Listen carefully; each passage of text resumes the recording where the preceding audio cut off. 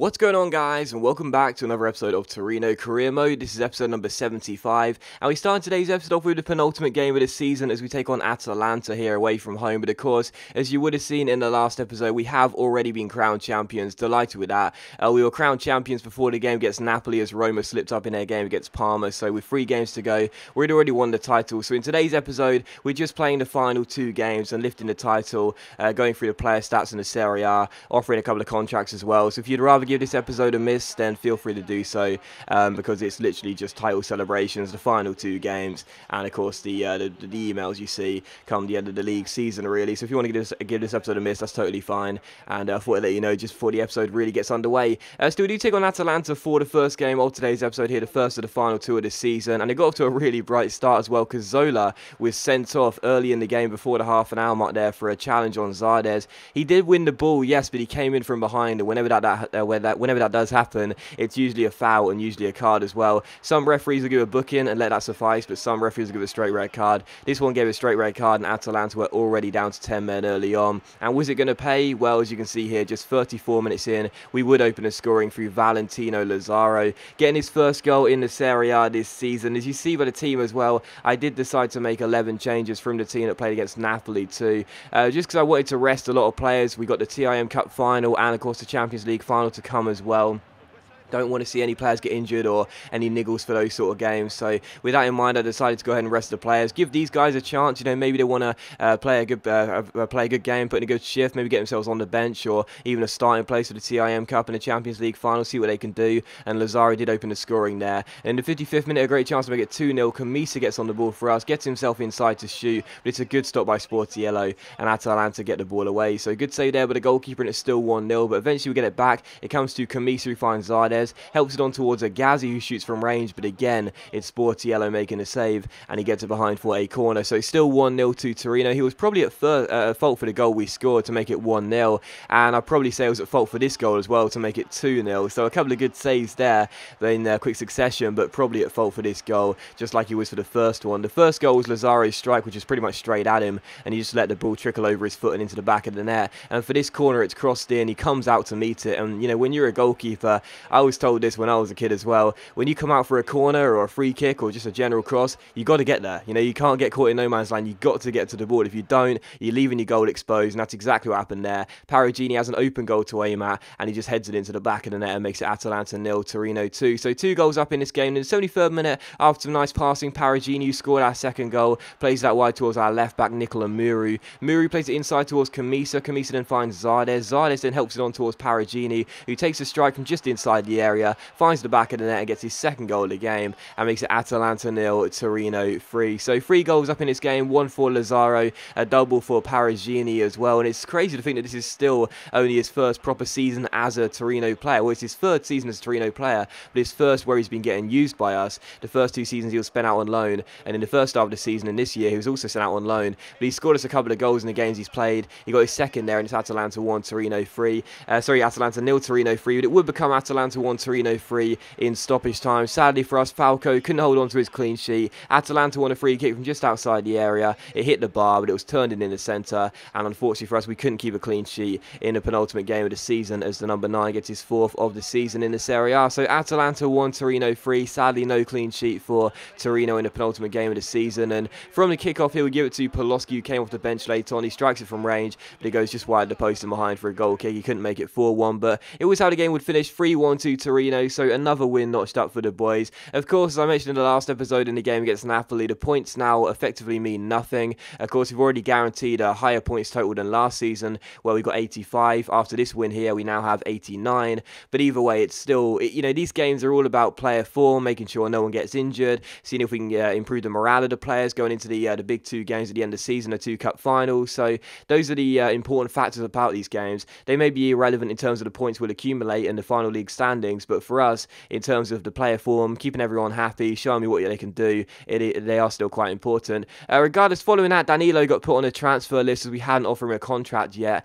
That's really annoying whenever that happens. You know, it's one of those things about FIFA which is a little bit irritating because you don't get really a say in it, basically. Unless you offer that player a contract, he'll get added to the transfer list if he gives you a couple more warnings. And it's like, you know, you don't always have the money to offer him a contract, so sometimes it's taken out of your own hands. You know, it's highly unlikely that in real life the board will basically just say he hasn't been given a contract and therefore we're going to advertise into other clubs, you know. But either way, it's happened. We offered him a contract. Same with Maximovic as well, and we'll wait and see what happens. But regardless, take on Lazio for the final game of the season here, the final game in the Serie A. Of course, with the points basically meaning nothing. It's all about players playing for form, and of course getting on the pitch to lift that trophy come the end of the game. So I did pick a strong first 11, and the first chance and the first goal will be scored by us as well. Sergio Aguero turns Balanta, our former centre-back, and gets his 8th goal of the season since coming in January. So 8 goals for Aguero in the league, and it is 1-0 to Torino. But in the 33rd minute, as you can see, they hit the bar here but keep the chance alive. A really good chance for Lazio to get themselves inside. Candreva was on the ball, gets tackled by Danilo, but as you can see, I'm trying to get the ball away. I just can't do it. Eventually comes to Felipe Anderson at the far post, who goes to turn Çalhanoğlu, gets taken down, and the referee awards a penalty and the correct decision as well. Çalhanoğlu, no complaints, definite penalty there. Felipe Anderson takes it round him and he just lunges in a little bit there.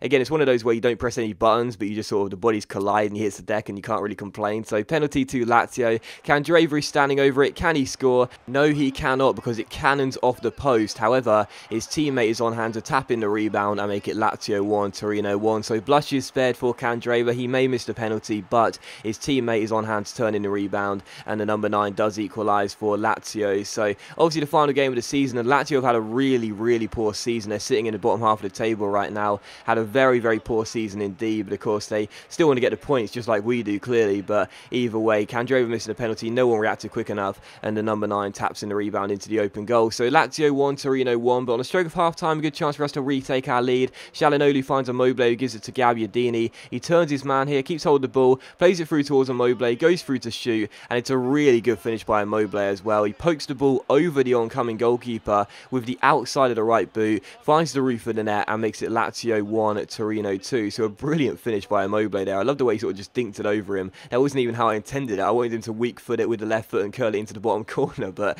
either way, they all count. It's Lazio 1, Torino 2. But in the 78th minute, Motta gets on the ball here and finds Sergio Aguero. Although he gets tackled, it comes back to Motta. He goes through to shoot, but it's a really good save by the goalkeeper, and he's turned behind for a corner. So still 2-1, but sadly, just like in the Atalanta game, we would concede a goal late on in the 90th minute. Lazio would make sure they get themselves a point from this game. We wouldn't win on the final day. The corner was crossed in. No one was able to deal with it in the centre, and in the end, it fell to an unmarked player who just smashes the ball past Burnley, who has absolutely no chance, and Brian Pereira does make it 2-2. So final score, Lazio 2, Torino 2. Disappointing not to win the last game of the season, yes, but either way, it doesn't really matter. We were going to be crowned champions regardless. We knew that with a few games to spare, and we're delighted with that. So final score was 2-2, and as you can see the title celebrations here, I have to say, I do believe we have been the best team in the competition this year. You know, last season we had a couple of lucky escapes here and there, but this year, you know, we were so tight defensively. De Vrij and then Masaccio came in the summer and then in January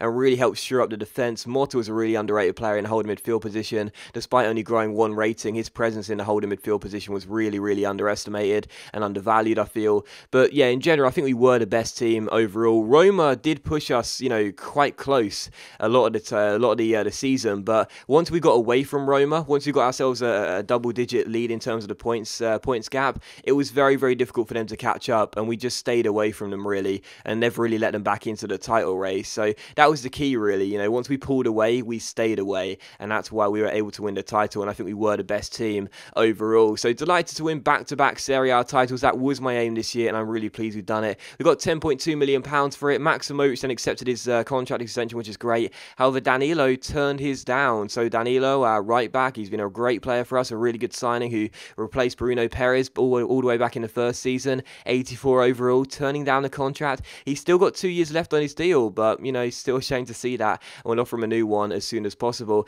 So as you can see, we did win the title by 6 points. Juventus finished in 3rd, and Roma did indeed finish in 2nd. As you can see, Burnley was the goalkeeper of the tournament, got the most clean sheets. He was also the only Torino representative in the team of the season. Doumbia won top scorer and player of the competition as well, 25 goals. But of course, if Dybala would have stayed, I'm pretty confident he would have at least ran doing be close to that golden boot. And there you go. But assists as well. In the first season, Gabbiadini was our top assist maker. Since then, we haven't had a single player that's been in the #1 spot, which is kind of disheartening. But either way, Bernie, just like last season, and Padelli in the first season, did get the most clean sheets. You can see in his career mode, it's all about tight defense, and that's pretty pleasing to see. And also, as you can see, we do offer Danilo a new contract, but I just don't know whether he's going to accept it, because he seems like he's intent on wanting to leave the club, which is a real shame, because I really like Danilo. He's really, really underrated right back for us, gets forward well and creates a lot, also very defensively solid, but we'll have to wait and see. We also give Shalanolu a new contract as well, just because he wanted one, and I think he definitely deserves one too.